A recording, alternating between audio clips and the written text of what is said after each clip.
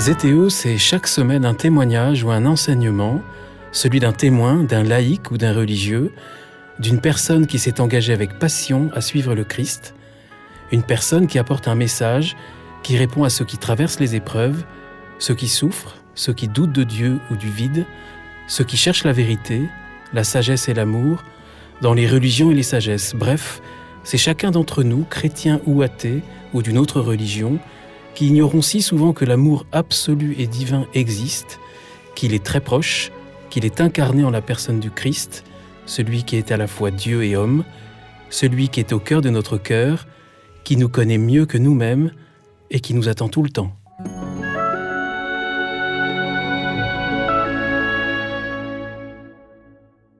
Bonjour chers auditeurs de ZTO, bienvenue pour un nouvel épisode, je suis Guillaume Devoux. J'ai un immense bonheur de vous proposer une nouvelle rencontre avec une femme qui compte beaucoup pour beaucoup d'entre vous, pour beaucoup de monde, pour ZTO, pour moi. Marguerite Cardos, bonjour. Bonjour, merci. Merci Marguerite Cardos, c'est notre troisième rencontre majeure. Pour moi, il y en avait beaucoup plus que ça, mais il n'y en a que 3.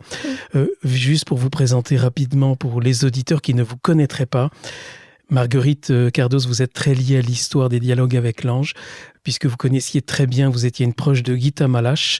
Vous l'avez expliqué dans les premières rencontres, je crois, de ZTO. Vous aviez raconté comment vous étiez même retrouvé avec Gita Malache et vous l'aviez aidé à traduire les dialogues avec l'ange. En quelques mots, votre rôle, même si vous allez être certainement trop modeste. Je crois que c'est elle qui m'a aidé surtout à comprendre petit à petit.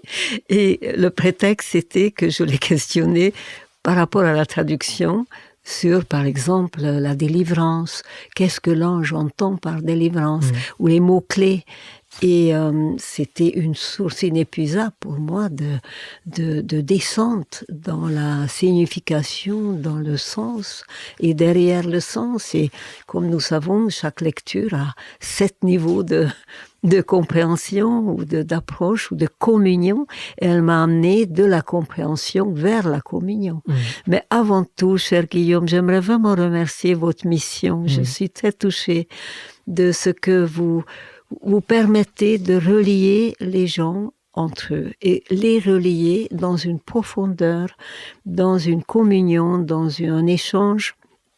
Et c'est unique votre travail, parce que c'est à partir de l'expérience que vous questionnez et pas à partir de la forme, c'est à partir de l'ivresse que nous avons par une expérience, par une rencontre, par une présence. Et vous creusez ça avec beaucoup de délicatesse, beaucoup de respect, et vous avez un bouquet magnifique. L'ange pose la question à un moment donné à Gita, quand est-ce que le pain est peint? Et Gita dit, mais quand il est cuit. L'ange dit, pas du tout. Quand le pain est distribué. Et vous êtes un distributeur de pain.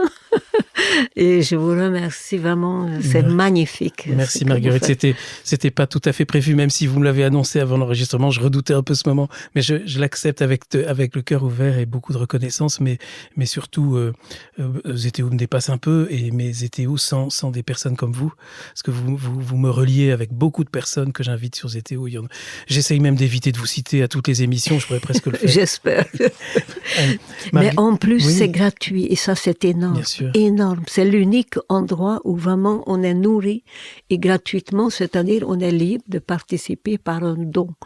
Et le mot-clé aussi de dialogue avec l'ange, c'est le don. C'est de découvrir que tout est don.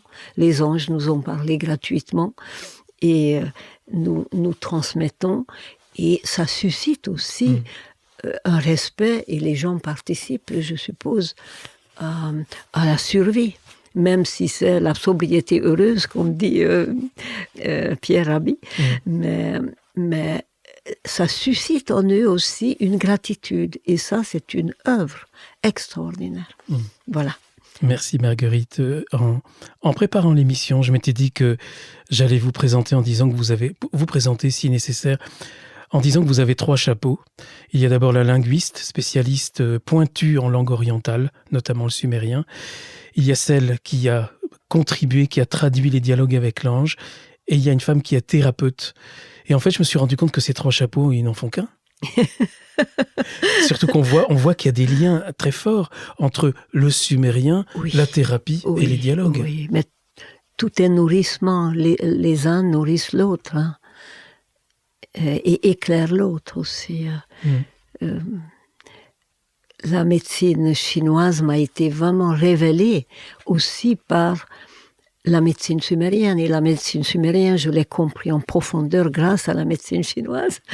Et Dialogue avec l'ange m'a permis de comprendre l'union entre ces deux, puisque l'ange dit « n'attaque pas la maladie, soigne seulement la santé ». Et j'ai compris que toute la naturopathie, depuis des millénaires et toutes les médecines énergétiques, et toutes les médecines holistiques, et la phytothérapie, l'aromathérapie, ce sont des médecines vibratoires et s'occupent de l'homme total, pas seulement de son corps, évidemment, mais sont beaucoup plus que l'homme n'est pas uniquement un corps matériel avec des organes qu'il faut soigner séparément, mais c'est un ensemble et l'homme est en évolution, en assomption, je pourrais dire, et que l'homme a une conscience et que cette conscience participe à sa guérison et qu'on peut susciter cette conscience. Et dans la médecine sumérienne, il y a 3 critères pour la santé, pour être en bonne santé. C'est pouvoir pardonner. C'est la première question que le thérapeute, c'est exactement une thérapeute, c'est exactement une prêtresse, puisque dans la médecine sumérienne, pendant des millénaires, nous avons des preuves que c'était des prêtresses qui soignaient. Il fallait d'abord devenir prêtresse, ou prêtre ou prêtresse, pendant 7 ans d'études, et après, pendant 7 ans encore, devenir thérapeute. C'était très pointu, très, très détaillé, surtout sur la phytothérapie. Nous avons beaucoup de textes. Et ce qui m'a bouleversée, c'est cette participation du patient à sa guérison, pour creuser en lui-même que ce qu'il ne peut pas pardonner à lui-même ou à quelqu'un l'empêche de rencontrer la lumière. La guérison, c'est retrouver la lumière. Et il n'y a pas de mot pour maladie. On appelle maladie, c'est enténèbrement. Donc je suis enténébré quand je ne peux pas pardonner. Par rapport à moi, par rapport à la relation, et je mets de l'ombre sur l'autre. Et donc, la prêtresse, d'abord, questionne, d'après toi, quelle est la cause de ta maladie? Et pour nous, la cause, c'est dans le non-pardon. Et après le Hammer, par exemple, le docteur Hammer, et après beaucoup de recherches, on découvre que les cancers, les maladies graves, ont aussi une origine psychologique, ou même quelquefois... non-pardon, dans le non-pardon. Spirituel. Spirituel. C'est-à-dire le spirituel permet la transformation du non-pardon en pardon. Mais le spirituel est forcément lumineux.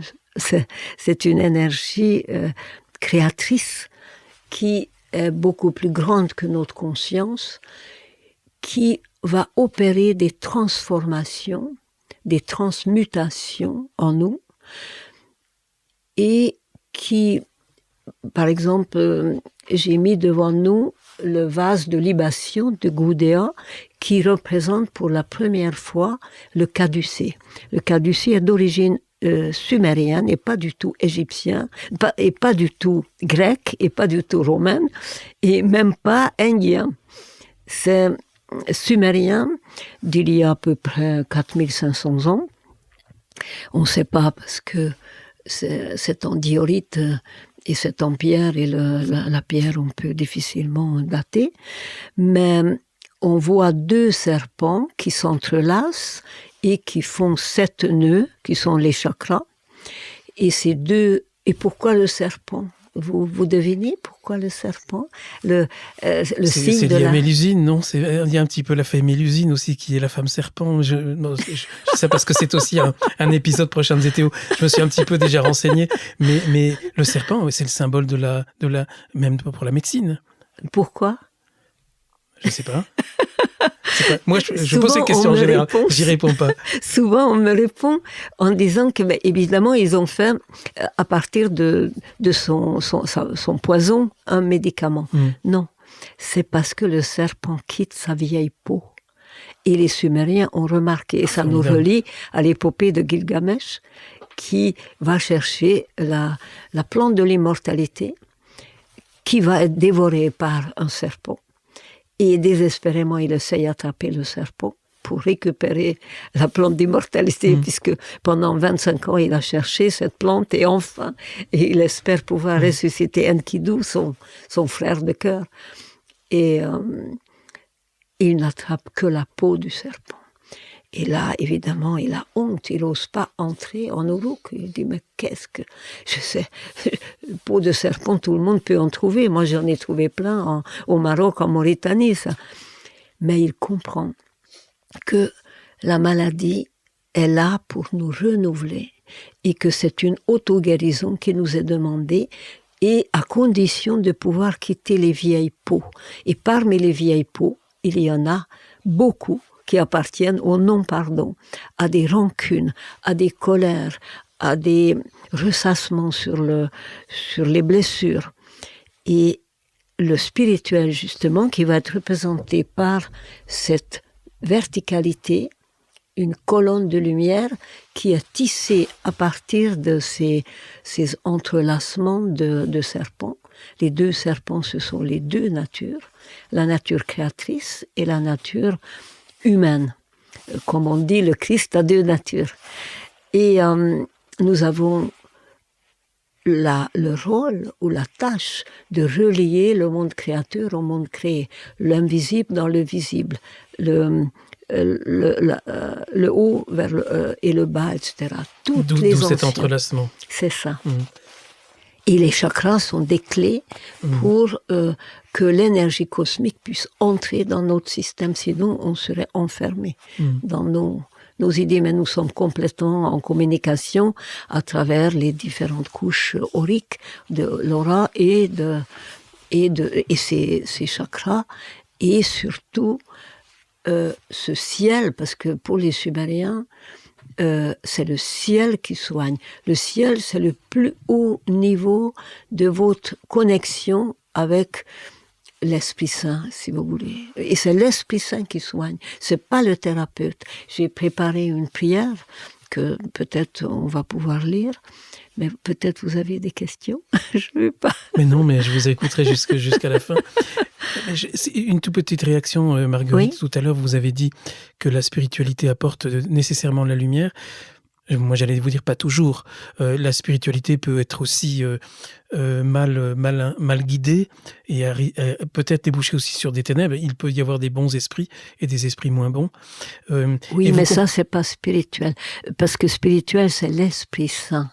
L'Esprit Saint vous pousse à la rencontre avec la lumière, n'importe comment vous l'appelez, Dieu ou les anges ou votre plus haut niveau, tandis que les démons appartiennent au monde inférieur, ceux qui vous mettent à l'épreuve.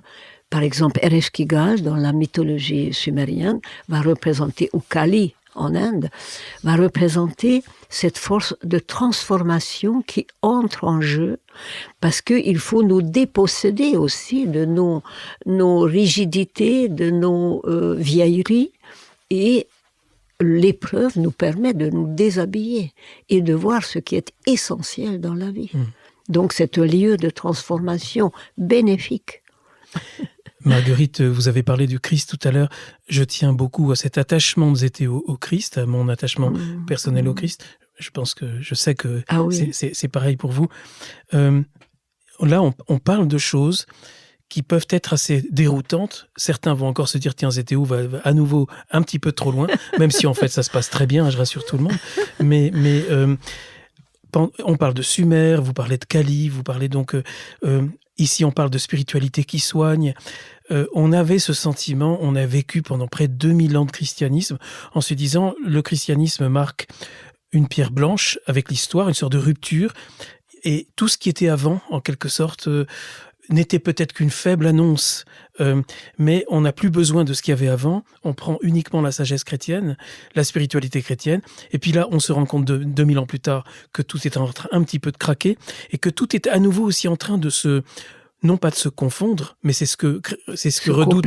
Se compléter. Mais il y en a qui disent c'est du syncrétisme, il y en a d'autres qui vont dire c'est du New Age. Comment vous vous situez par rapport à tout ça? Le Christ a dit que je suis venu confirmer quelque chose. Le Christ était relié au Père et par l'Esprit Saint qui existe dans toutes les traditions et à toutes les époques. C'est pas uniquement chrétien l'Esprit Saint, même si nous avons une merveilleuse expérience au moment de la Pentecôte, de la descente de l'Esprit Saint. Mais c'est l'Esprit Saint qui permet de nous relier au divin dans toutes les traditions. Il n'y a pas une seule tradition où l'Esprit Saint n'existe pas. Par exemple, chez les Sumériens, on l'appelle Imdugud, représenté par un oiseau aux ailes ouvertes, un aigle, et un être hybride. Le corps est un poisson, puisque l'Esprit Saint peut descendre dans la profondeur du psyché aussi, de la psyché. Des ailes pour dire que la liberté de la pensée, et une tête de lion, ça s'appelle un aigle léontocéphale, pour dire que il est là pour éveiller la royauté, la dignité humaine. La dignité ne peut venir que si je relie le monde créateur et le monde créé en moi, le ciel et la terre. Et toutes les civilisations ont cherché ça. La particularité extraordinaire de Jésus, c'est qu'il a incarné cette force divine et nous avons la manifestation devant nous comment est la source. Pardon de ne pas l'appeler toujours Père, parce que pour moi, c'est à la fois Père et Mère, c'est la Mère divine en même temps. C'est une puissance qui nous ressource constamment, et je retrouve cette puissance dans toutes les civilisations. Que le Christ l'appelle Père et les anciens l'appellent Mère, bon, ça me gêne pas. En plus, dans le hongrois, il n'y a pas de différence entre masculin et féminin, donc je me débrouille comme de dialogue avec l'ange. On dit eux, c'est-à-dire en français, on est obligé de donner un sexe à Dieu, mais dans les anciennes traditions, comme le sumérien, on ne dit pas que c'est plus masculin ou féminin, mais bon. Le Christ a donné un visage et le Christ a montré qu'on peut traverser la mort. J'étais tellement bouleversée récemment à Pâques dernier, parce que enfin j'ai pu voir et communier avec la Sainte Tunique d'Argenteuil. Et depuis si longtemps, je voulais me prosterner devant. Et j'avoue que j'ai amené toute une boîte de Kleenex, parce que je me suis dit, jamais je ne supporterai toutes ces taches de sang sur la robe de Jésus. Et en plus, on voit que le cou est assez serré, et on sait que la couronne d'épines, c'est même pas une couronne, c'était un casque, bien pire qu'une couronne. On a remis la robe après l'avoir flagellé sur lui, et donc on a analysé le sang. Il y a du sang artériel et du sang vénal des veines. Donc, c'est inimaginable la souffrance. Et j'ai découvert devant la Sainte Tunique, en larmes, mais j'avais pas une seule larme longue, je veux dire au début, mais bien sûr que les larmes montent, mais après j'ai compris ce que ça veut dire, que c'était l'heure de sa gloire, parce qu'il a traversé la souffrance sans mot dire, parce que les évangélistes sont fermes, il n'a pas ouvert la bouche, c'était l'agneau. Et tout ce que Pasolini et tous les films sur le Christ qui hurle de douleur, c'est faux, parce que à chaque coup enfin ça c'est moi qui ressens comme ça, à chaque coup de flagellation, parce qu'il est quand même l'unique qui a eu une couronne d'épines ou un casque d'épines, il a reçu 120 coups de flagellation avec un fouet qui avait 3 lanières, et chaque lanière se terminait dans du plomb de 3 centimètres, un morceau de plomb. Et comment il n'en est pas mort? Puisque en Iran, on exécute les gens comme ça et ils meurent à 50 coups. Et après, il fallait encore porter le travers de la croix, parce que c'était déjà 55 kilos, et toute la croix, c'est 150, donc c'est impossible de soulever. Et il a dû dire, comme je le ressens, à chaque coup, je t'aime, je t'aime, je t'aime. Et ça, personne au monde ne l'a fait. Lao Tzu est mort de sa belle mort, Bouddha aussi, Mahomet aussi, etc. Et le Christ a pris, c'est stupéfiant, est allé au-delà du temps, bien sûr, parce que pour ce que j'ai comme manquement, il a déjà pris sur lui. Mais on ne peut faire ça que dans l'au-delà du temps. Et on peut le rencontrer véritablement dans l'au-delà du temps, qu'on appelle éternité, comme il dit au larron, aujourd'hui même tu seras avec moi au paradis. Mais le paradis est maintenant. Ce dialogue avec l'ange qui nous permet de découvrir ça, que l'éternel, c'est pas après la mort.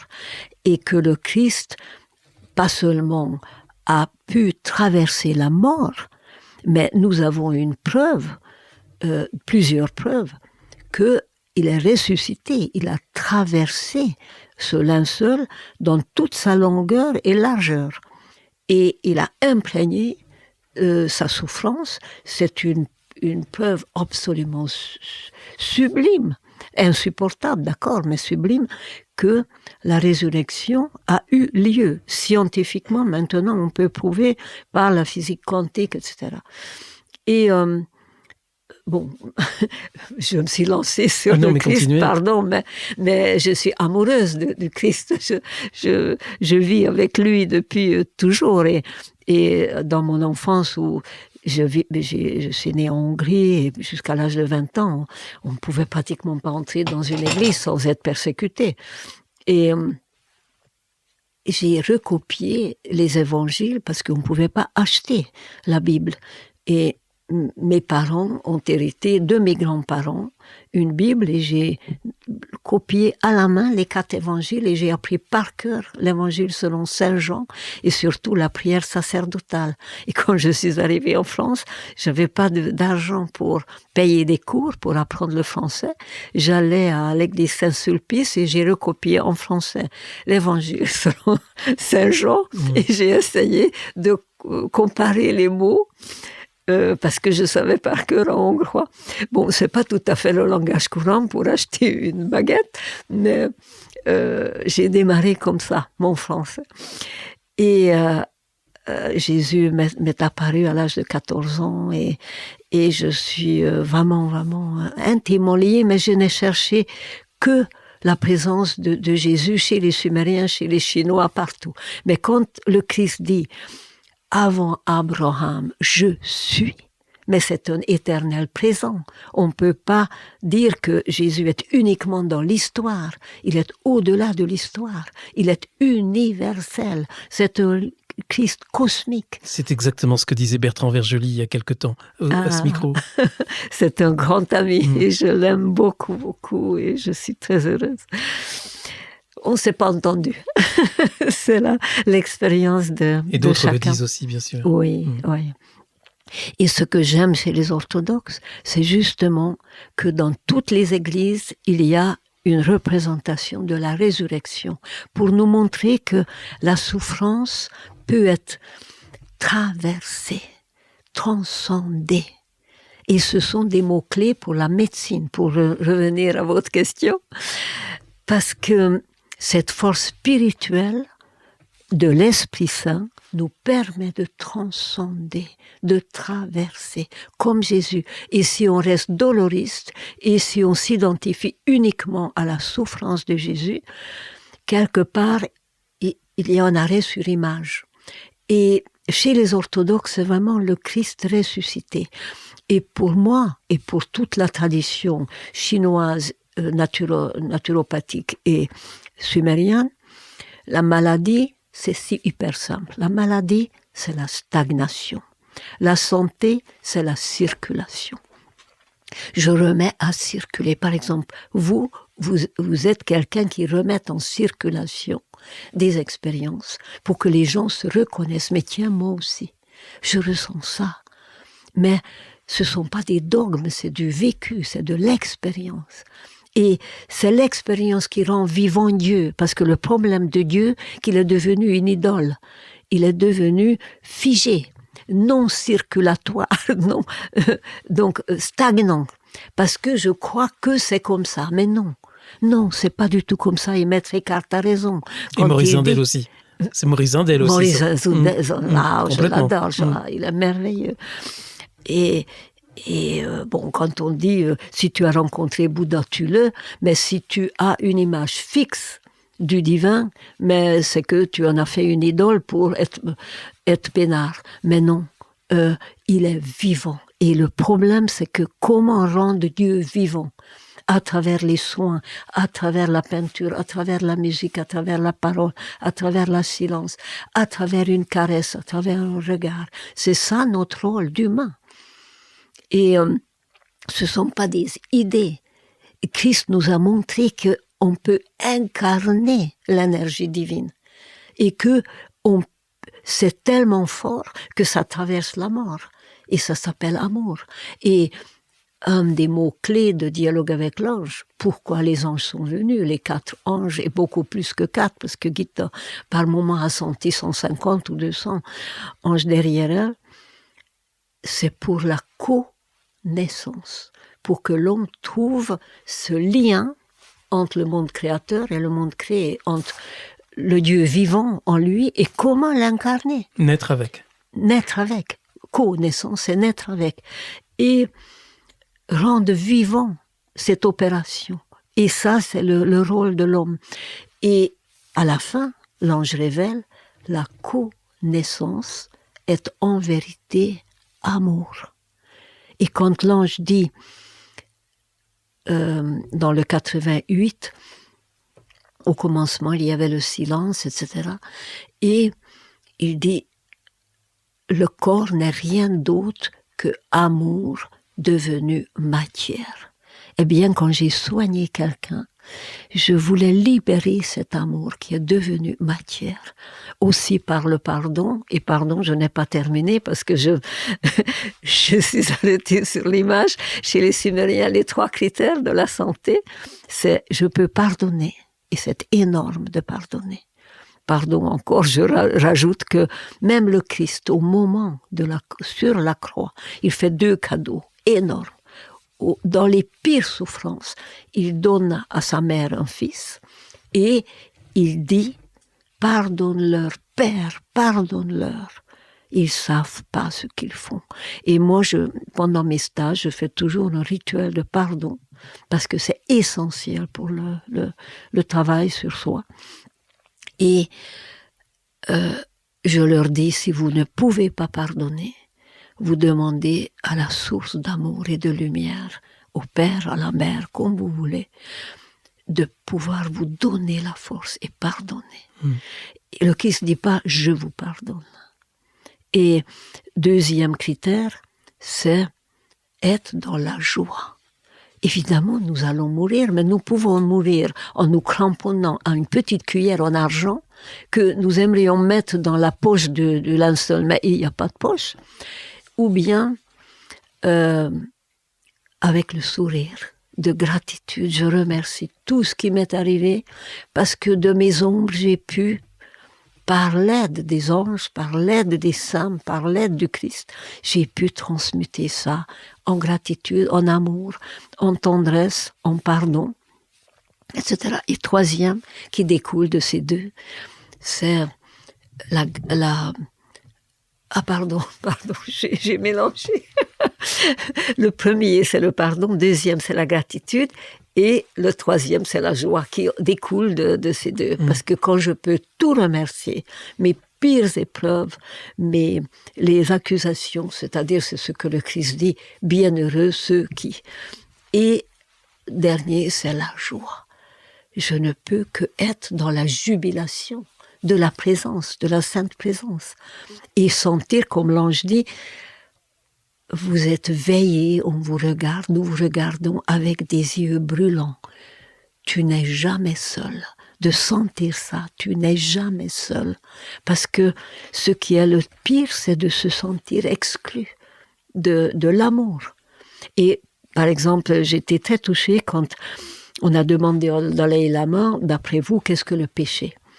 Il dit, et c'est très juste, il dit, le péché, c'est l'ignorance. Ah, j'étais aux anges. Ah, j'ai dit, mais ça, c'est génial. Plus c'est court, mieux ça vaut. Et j'ai découvert que il n'est pas assez chrétien, le Dalai Lama, parce que pour moi, ignorance d'être aimé.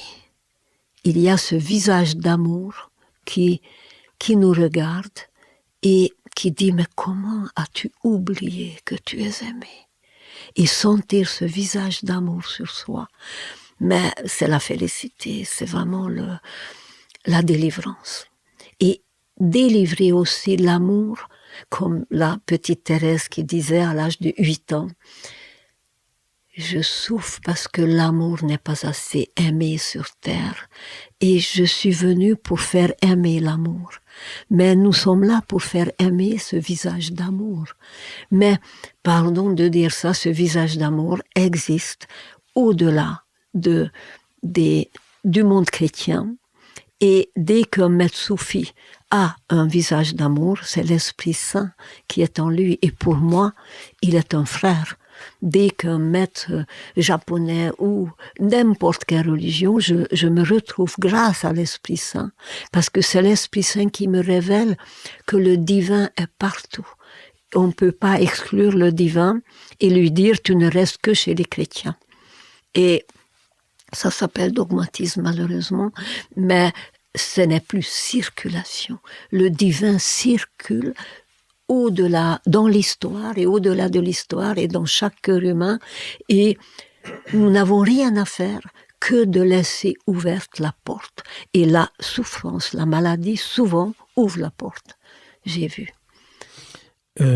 Il y a cette parole, le Christ veut faire de nous d'autres Christ, souvent dite sur Zétéo. Je me souviens que Jean-Yves Leloup l'avait dite, probablement Bertrand Vergely, peut-être Annick de Souzenel aussi. Elle vient d'où cette parole? Le Christ veut faire de nous d'autres Christ. Dans le dialogue avec l'ange, on dit « vous êtes, chacun de vous, vous êtes Jésus ». Votre travail, c'est de devenir Jésus. Jésus est représenté dans le dialogue avec l'ange au centre, le 4, qui relie le monde créé et le monde créateur. Parce que justement, j'avais la joie de recevoir Swamini, qui est une religieuse qui pratique la religion universelle d'Amma et qui parle beaucoup d'hindouisme et beaucoup de spiritualité orientale, très récemment sur Zétéo. Et elle me disait qu'elle considère Amma comme en Inde, ils considèrent qu'ils ont régulièrement comme des Christ. Tout à fait. Et ils croient en eux. Et je lui posais la question, mais alors quelle est la différence avec nous? Elle me disait, Swamini, elle est française, hein. Elle est d'origine catholique, comme vous d'ailleurs, Marguerite. Et elle me disait, mais nous, c'est une particularité, on a eu un Christ en Europe, en Occident, alors que par exemple en Inde, qui est peut-être la terre où poussent les âmes, hein, paraît-il, il y en a régulièrement qui viennent, puisque d'autres grands maîtres en Inde sont considérés comme des Christ. Comment est-ce que vous qui avez parlé tout à l'heure de... Non, je ne suis pas d'accord. Oui, mais j'aimerais justement que vous exprimiez votre point de vue. Vous l'avez un peu dit d'ailleurs tout à l'heure. C'est un travail alchimique que le Christ montre à travers sa vie de transformation. Et il a montré qu'on peut vaincre la souffrance, la pire souffrance, que l'amour est plus fort, que toute souffrance est plus fort que la mort. Personne au monde n'a fait ce travail, entre guillemets, c'est-à-dire cette œuvre. C'est une œuvre de transformation. Et elle est unique dans l'histoire. Unique elle restera dans l'histoire. Unique. Je ne sais pas si elle, parce que je ne connais pas le futur. Non, mais... parce que par exemple, les Juifs pourront dire qu'ils attendent toujours le Messie, que Jésus était un Messie, mais qu'il y en aura d'autres, il n'y en a pas qu'un. Ils ont raison dans le sens que c'est à venir en nous-mêmes. C'est une opération qui est à venir. Et quelquefois, on se rend compte, parce que la conscience est beaucoup plus lente par rapport à l'expérience directe. Après, on se dit, mais il était là. mais il est pas. C'est lui, mais quand ça arrive à la conscience, c'est déjà trop tard. On est déjà comme déconnecté. Donc, c'est un tel échauffement dans la conscience globale, universelle, qu'on ne peut pas situer. Mais ça laisse des traces de brûlure au cœur, qui a transformé à jamais l'amour propre, par exemple, en amour don d'amour. D'un coup, la personne change et dit, mais tiens, mais je peux pas garder ma richesse, mais je vais distribuer. Parce que je peux pas. Je suis très touchée par Wittgenstein, qui était un juif très riche, et il a dit, mais je peux pas penser, je peux pas écrire tant que j'ai trop d'argent, parce que c'est un mensonge. Et il a tout distribué, notamment pour Rilke, notamment pour des artistes. Il a donné énormément d'argent, parce qu'il a dit, il y a certaines conditions de pauvreté intérieure pour que on soit visité par la grâce. C'est là où on revient à Maître Eckhart ou à Zindel, l'expérience, plus que chercher la compréhension, parce qu'on a dit tout à l'heure la dimension universelle, historique, cosmique du Christ, on est tous d'accord, donc c'est bien, ça veut bien dire que ça nous dépasse, ça dépasse notre entendement, mais heureusement. Mais pas notre vie, c'est dans notre vie qu'on le vivant est au-delà de ce que je peux en comprendre. La preuve, on ne sait toujours pas d'où vient la vie. Et on ne sait toujours pas comment manipuler la vie. Heureusement, parce que l'homme, sinon, manipulerait et voudrait dominer tout. Et à notre époque, le problème, c'est on cherche l'esprit du pouvoir et on oublie le pouvoir de l'esprit. Et le pouvoir de l'esprit est immense. Et quand le Christ dit, à Pierre par exemple, quand le Christ demande, mais d'après vous, qui suis-je? Et alors ils disent, oh, tu es un brave type. On dit, ah, tu es un grand guérisseur. Ah, tu sais transformer l'eau en vin, mais c'est très pratique. Enfin bref, il raconte plein de choses. Et à un moment donné, après un silence, je crois que c'est Pierre qui surgit. Il dit, en vérité, tu es le Fils du Dieu vivant. Et le Christ écarquille les yeux, il dit, ah, Pierre, ça vient pas de toi. C'est l'Esprit Saint qui te l'a révélé. Et donc, c'est l'Esprit Saint qui nous relie au Christ vivant. Et le Christ veut être vivant dans chaque cœur humain. Et que ça passe par l'Inde, que ça passe par le Sumer, ça passe par la Chine, n'importe. Mais il faut que cette relation devienne vivante. Et quand elle est vivante, ça purifie l'histoire et ça purifie les idées et les dogmes. Et on retrouve vraiment charnellement, si j'ose dire, la réalité de l'amour. Parce que le Christ est venu pour nous apprendre à aimer. Parce que nous sommes des pauvres enfants qui ne savons pas aimer, qui ne pouvons pas aimer. Et nous avons des schémas de l'amour, mais ça reste dans la tête et ça a du mal à descendre dans le cœur. C'est comme certains schémas religieux qui ont la peau dure et qui ont peut-être du mal à s'adapter au temps que nous vivons. Parce que je pense, Marguerite, à ce christianisme, à ce Christ, à ce christianisme que vous vivez intensément, que vous pratiquez, que vous faites circuler. C'est un christianisme qui est bien ancré dans la tradition chrétienne orthodoxe. C'est en même temps un christianisme qui s'inspire et qui fait la connexion avec le taoïsme sumer, avec les sagesses. Avec l'ange, et j'allais dire, et les dialogues avec l'ange. Oui. Ça peut être un peu déroutant, parce que c'est complètement nouveau, parce que pendant 2000 ans, on nous a dit, on est dans les canons et dans les dogmes qui sont maîtrisés par un certain corps ecclésial. Et puis ça sort pas. Et puis quand tout à l'heure vous employez le terme de travail alchimique auquel nous sommes appelés, vous employez un mot, l'alchimie, qui peut faire peur, parce que pendant des siècles, c'était l'apanage des initiés, de l'ésotérisme, de certains templiers, de certains druides, si vous voyez ce que je veux dire. Donc vous comprenez que tout ça est nouveau, Guillaume, tout ça est déroutant. Permettez-moi de vous raconter juste une toute petite histoire. Sœur Faustina, polonaise, et à Vilnius, dans sa petite chapelle, se réunit avec ses sœurs, il y a une quinzaine de sœurs, entre 15 et 18, et à 5 heures de l'après-midi, pour les vêpres, elles font un cercle. seule Faustina voit que à travers la coupole descend un ange de toute lumière avec une cruche, ou pardon, Une jarre. un vase, un Graal, une coupe en or et une très grande louche en or. Et l'ange va plonger cette louche dans le cœur de chaque sœur et va ramasser la production d'or et met dans le vase ou dans la... Magnifique, je connais pas cette mais je vous montrerai. Histoire. Elle décrit chaque jour, elle voit, et chez certaines sœurs, il y a quelques pépites, quelques gouttes d'or. L'or, c'est la lumière, c'est le Christ.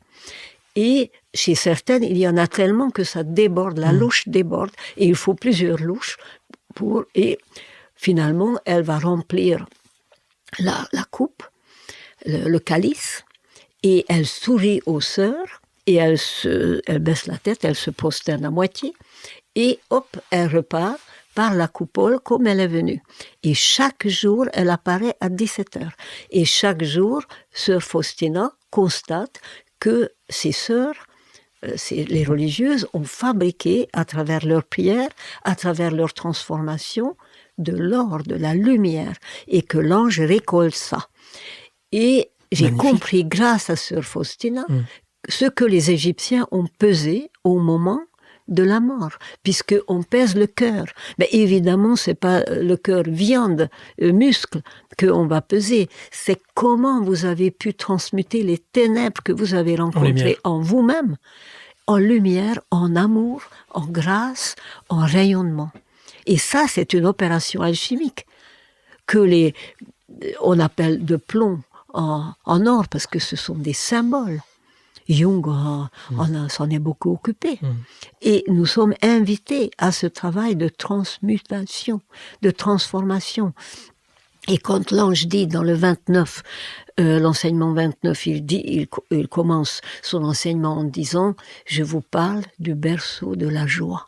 Alors je me détends, je dis « Ah, mais ça c'est sympa, il y a sûrement des petits oiseaux, il y a une source qui chantonne, il y a des fleurs, le berceau de la joie, ça me plaît. » Deuxième ligne, haine, feu, poison. C'est cela le berceau de la joie. L'homme est le grand transformateur. Le mal est le bien qui n'est pas encore prêt. C'est énorme. Oui, c'est étonnant, oui. Énorme. J'écarquille les yeux, je ne m'attendais pas à cette... Le mal et le bien qui n'est pas encore prêt. Oui, oui. Et l'ange nous révèle comment transformer à travers dialogue avec l'ange. Parce que ces 4 protagonistes, ces 4 artistes posent des questions que nous devons poser, nous pouvons poser, que nous posons sans arrêt. Même sur la sexualité, pauvre ange, il est obligé de boire un peu d'eau pour pouvoir descendre parce qu'il ne connaît pas tellement. Il doit ressentir ce que nous ressentons. Et par moment, l'ange dit à Lily, élève ton cœur jusqu'au le plus haut possible pour que la grâce puisse descendre sur toi. Je ne peux pas te dire ça tant que ton cœur n'est pas élevé. Donc, nous, on s'élève et l'ange descend. Et d'ailleurs, chez les Sumériens, l'ange, le pictogramme de l'ange, c'est un crochet qui descend et un autre crochet qui s'accroche dedans, qui montre qu'il vient de l'homme. Ça veut dire ange. Dans l'écriture pictographique sumérienne d'il y a 5000 ans. Et ça se dit comment ? Gab. Et Gabriel, c'est le plus ancien archange. Et Michael. Gabriel et Michael étaient connus chez les Sumériens. Marguerite, nous nous rencontrons aujourd'hui dans un monde qui est quand même assez inquiétant, qui est peut-être même de plus en plus inquiétant. Lily, Gita, Anna et Joseph, ils ont reçu tous les 4 un message qu'on croyait adapté à leur temps, au moment où la Deuxième Guerre mondiale faisait rage, et où d'ailleurs 3 de ces 4 jeunes ne survivra pas à cette guerre. Le monde dans lequel on est, vous dites, il crie vers nous afin de naître. Il crie vers nous afin de naître. Moi, je pensais que les dialogues avec l'ange étaient plus adaptés donc à cette période de la moitié du XXe siècle. Et j'ai l'impression que c'était peut-être plus pour maintenant. C'est encore plus actuel maintenant. Qu'est-ce qu'ils nous disent aujourd'hui sur cette période dans laquelle nous sommes, qui est quand même... Et on a besoin de lumière en ce moment. Que nous sommes responsables de ce futur, puisque l'ange dit « Le monde nouveau crie vers vous afin de naître ». C'est-à-dire sans nous, il ne peut pas naître. Nous en sommes responsables. Nous ne sommes pas des victimes passives des décisions des chefs d'État. Nous sommes responsables d'un retournement, d'une métanoïa, d'une prise de conscience, n'importe quel mot on utilise, d'une ouverture de conscience.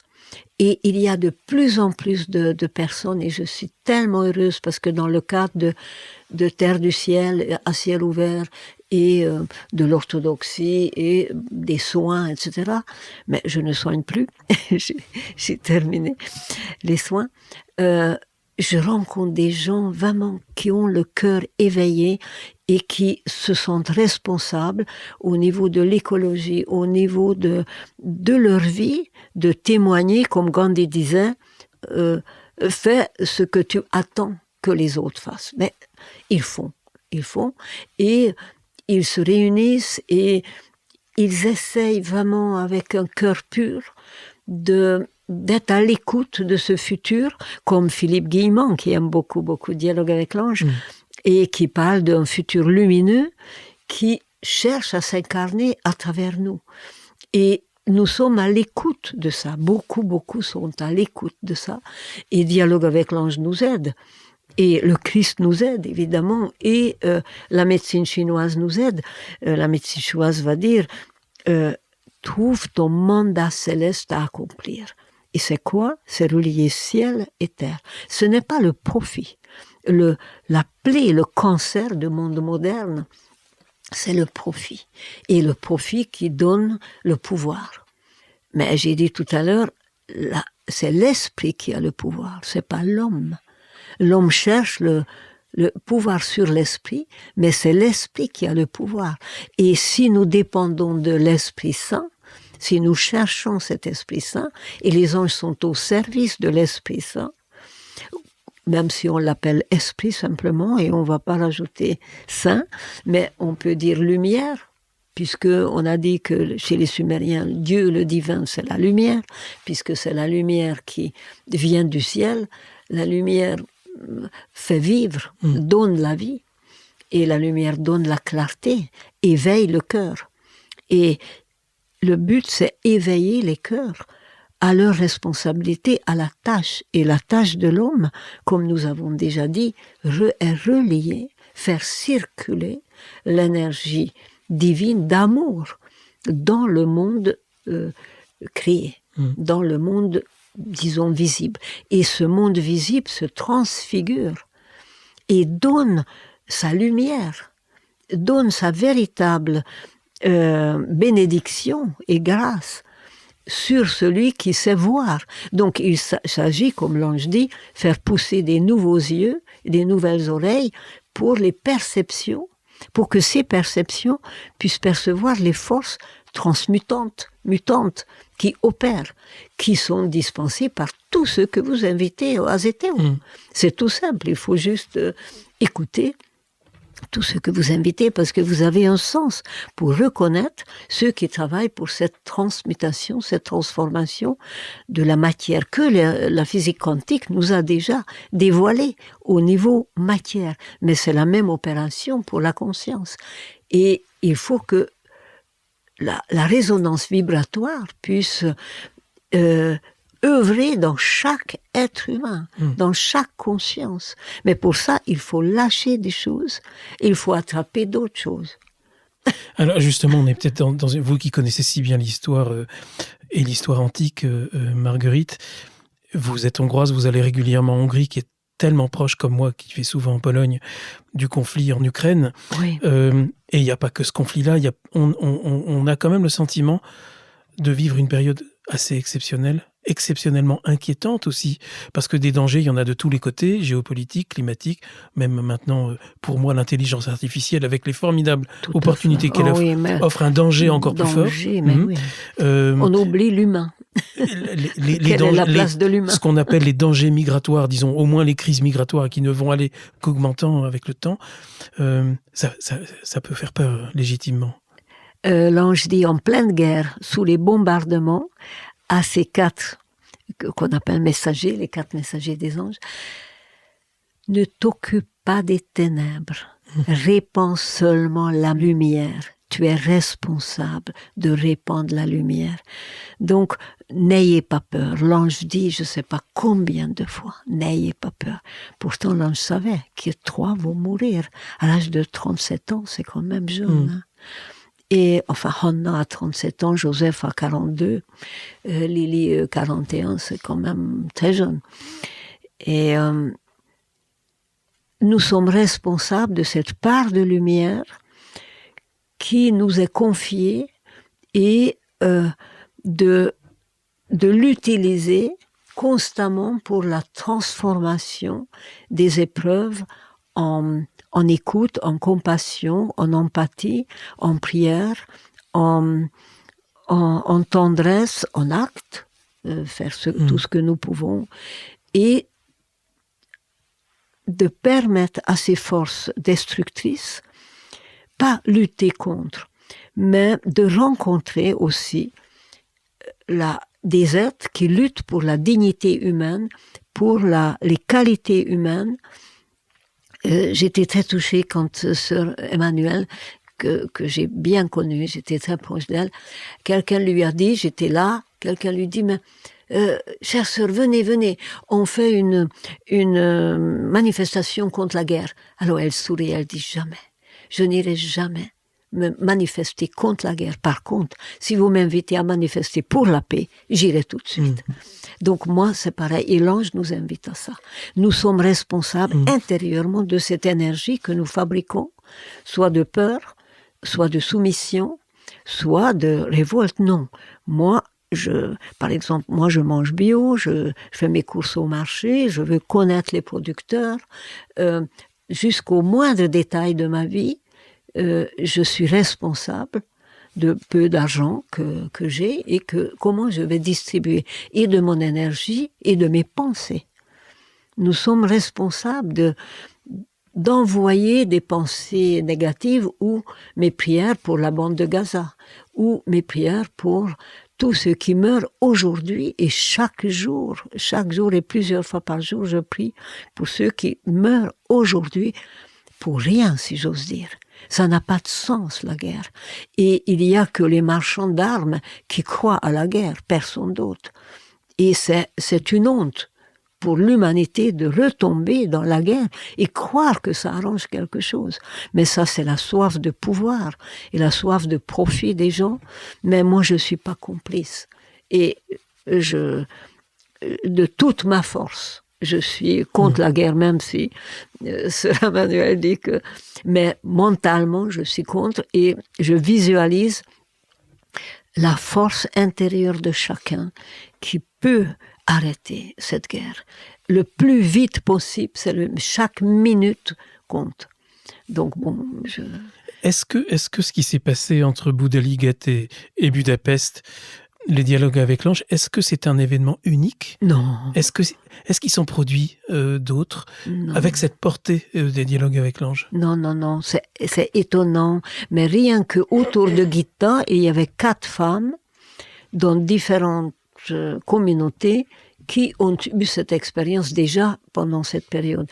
Et je rencontre des gens qui ont des révélations vraiment directement de l'ange, peut-être pas aussi absolument pure que transmis par Hannah, mais très proche. Et les anges, comment dire, l'unique cadeau que je peux faire à l'ange, c'est d'être à l'écoute vibratoire, c'est de m'élever à un certain niveau de conscience. Comment m'élever? Par mes actes. C'est de ne pas mentir, de ne pas me salir par des actes de d'égoïsme ou de pouvoir ou de profit, etc. Hannah était incapable de mentir. Elle aurait pu sauver sa vie 4 fois. Oui. 4 fois. Et elle a toujours dit non. Je savais pas que c'était 4, mais je savais qu'elle avait eu des occasions de le faire. Oui. Et donc, mes actes, comme Maître Eckhart va dire, ce sont tes actes qui te sanctifient. C'est par tes actes que tu peux devenir réceptacle. Regardons les actes du Christ. Jamais une ombre. Jamais une ombre. C'est quand même stupéfiant. Pauvre Pierre l'a trahi. Il y a partout des... Mais le pardon existe. Mais des êtres qu'on appelle les saints, que j'ai eu la chance de connaître, autant en Chine, autant en Égypte, autant... Ce sont des gens en contact direct avec des expériences comme ça.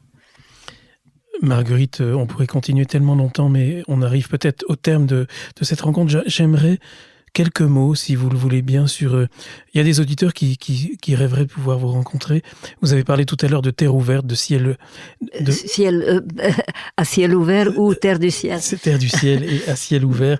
Oui. Et vous le parlez ciel aussi, est là, voilà. La terre est perdue un peu, mais le ciel est toujours là. Que deviennent ces activités, Marguerite? Mes activités, on peut me rencontrer au Forum 104.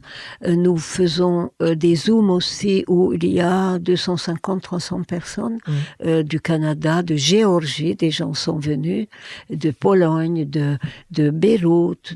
On peut vraiment se connecter, c'est tous les 2 mois. Je mettrai le lien dans le descriptif de Merci l'épisode. beaucoup de Adda. Et en Hongrie, nous avons une fondation, Dialogue avec l'Ange, qui couvre tous les pays de l'Est, de l'Europe centrale et de l'Est, les pays de l'Est. Nous nous occupons aussi des traductions et faire connaître les traductions. La traduction chinoise existe, mais la distribution n'est pas encore assurée, malheureusement. On peut me voir pendant les stages, mais je ne soigne plus et si possible, j'aimerais écrire plus, préparer des choses. Je ferai des cours sur l'angélologie à l'Institut orthodoxe Saint-Denis. Magnifique. Et j'ai besoin d'un peu de temps, mais si les gens viennent, je les reçois avec joie pendant les stages. Oui. Et Adda organise aussi des stages. L'association Adda, oui. dont on mettra le lien.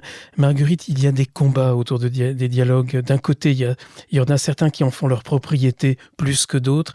De l'autre, c'est ceux qui en contestent la valeur, ceux qui disent que les dialogues ne sont pas reconnus par les religions officielles, même si ils le sont quand même grandement au sein de l'Église orthodoxe. Que dire à tout ce qui se passe autour des dialogues? C'est peut-être normal qu'il y ait des frottements et des combats. Je dis toujours invariablement la même chose quand on me pose cette question, c'est que la France est très riche en bonnes caves. Choisissez une cave qui vous donne l'ivresse, la vraie rencontre. Et bon, il y a beaucoup de caves, c'est pas grave. Si vous êtes pleinement heureux dans l'Église catholique, mais vivez ça, vous n'avez pas besoin de dialogue avec l'ange. Si vous avez des manques, mais vous ouvrez dialogue avec l'ange, mais c'est pas un problème. Pourquoi avoir l'imprimature sur une œuvre, mais l'ange nous dit dès la première rencontre, marche sur ton propre chemin. Tout le reste est égarement. Et la première phrase de l'ange à Gita, il faut que tu changes radicalement. Il faut que tu naisses de nouveau, que tu renaisses. C'est une seconde naissance qui nous attend par l'esprit. C'est ce que le Christ dit à Nicodème. Que nous trouvons cette naissance en Inde, ou dans le shintoïsme, ou dans le taoïsme, et après, on va revenir à ces sources. Moi, je suis passée par l'Inde aussi, je suis passée par Sumer, mais le Christ est vivant en moi, et je cherche le Christ vivant. Mais ça contredit pas. Pourquoi être dogmatique? Pourquoi exclure qui que ce soit? Si c'est l'Esprit Saint qui œuvre, mais Mais tout va bien. Et dans le dialogue avec l'ange, les anges disent plusieurs fois que c'est l'Esprit Saint qui nous a envoyés. Donc, on peut peut-être leur faire confiance. Et ils sont tellement délicats que parce qu'il y a 88 enseignements, pendant 41 enseignements, on dit rien. Ils savent, on ne sait pas. On les appelle les maîtres intérieurs, la petite voix du cœur. Et à un moment donné, au 42e, et c'est pas par hasard, c'est Vendredi Saint, et on va parler de Jésus. Vendredi Saint. Je savais pas ça. Ah oui, ils disent, nous sommes des anges, et notre parole est vérité. Et alors ces quatre se regardent et ils disent, mais nous, on ne croit pas aux anges. On est des artistes modernes. Et à moins que, dit Gita après, que les représentations des anges, des petits poutis aux fesses roses et des jambes comme des saucisses qui voltigent dans les églises baroques, que peut-être ça, c'est pas ça. Et parce que nos anges n'ont rien à voir avec les représentations des anges. Mon petit ange, non, je n'ai pas de petit ange. J'ai un ange immense. Et j'ai en plus 9 anges, au moins 9 anges. Ah bon? J'ai plusieurs anges. Chacun de nous a On n'a pas un ange gardien et puis... On a beaucoup d'anges. Chaque tâche, par exemple, vous avez un ange pour Zétéo. Et je le ressens tout de suite, votre ange, qui est différente pour l'écriture. Quand vous me parlez de l'écriture, de votre écriture, il y a une autre présence. Bon, on déborde. En tout cas, je suis très touché, Marguerite. Qu'est-ce que là, on va devoir se quitter. On a peut-être des auditeurs qui sont fatigués, mais à mon avis, beaucoup plus, ils sont enchantés. Pour se quitter, qu'est-ce que vous voudriez dire Merci à vous. Merci. Non, mais et puis merci Marguerite, ça me touche. Quelque chose que vous avez envie de dire sur les dialogues encore, ou que vous avez envie de dire tout court. Mais j'aimerais dire, par rapport à votre question, l'ange dit, l'homme entend tous les cris d'angoisse de l'univers. Il doit y faire naître la douceur. Pas la justice, la douceur. Le Christ est doux. Combien il est doux. La douceur. S'il échoue, il en cause le pourrissement. C'est quand même énorme. Donc l'homme entend tous les cris d'angoisse de l'univers, il doit y faire naître l'homme la douceur. L'homme. L'ange, mais on s'en fiche, c'est l'homme qui compte. L'ange est au service de la lumière dans l'homme, pour faire sortir de l'homme le lien avec lui-même, qui est sa propre profondeur, qui est le divin. Si le divin n'est pas dans l'humain, il est nulle part. À l'extérieur, il est représenté, ce divin, pour que nous soyons reliés par résonance vibratoire avec ce qui se trouve en nous-mêmes. Mais tout se passe en nous-mêmes. Et en nous-mêmes qui est beaucoup plus grand que ce que nous croyons. Comme les contes hongrois commencent comme ça, dans un petit jardin, il y a un très grand jardin. Je suis ravi qu'on finisse par un conte.